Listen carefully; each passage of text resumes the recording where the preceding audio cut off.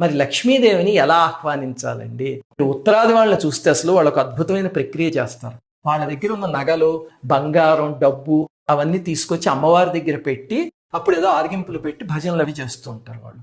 ఎందుకండి అవన్నీ పెట్టటము అంటే, దీపావళి అనేది లక్ష్మీదేవి శక్తి యాక్టివేట్ అయ్యే రోజు. అప్పుడు మన అమ్మవారికి ఏం చెప్తున్నామంటే, తల్లి ఈ సంపాదించుకున్న ధనం కానీ, ఈ నగలు కానీ ఇవన్నీ నా నిర్వాహకం కాదమ్మా. నేను ఎంతటి వాడిని, నాకన్నా టాలెంటెడ్ పీపుల్ ప్రపంచంలో బోలెడు మంది ఉంటారు.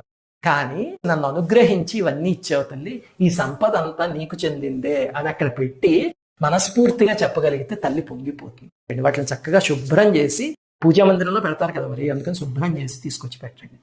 తర్వాత ఆ రోజు సాయంత్రం లక్ష్మీదేవి మీ ఇంటికి వచ్చింది అనుకుని షోడశ ఉపచారాలతో అమ్మవారికి పూజ చేయండి. అలా చేస్తే మీకు లక్ష్మీదేవి అనుగ్రహం తేలిగ్గా కలుగుతుంది. అందరికీ దీపావళి శుభాకాంక్షలు. శ్రీమాత్రే నమః.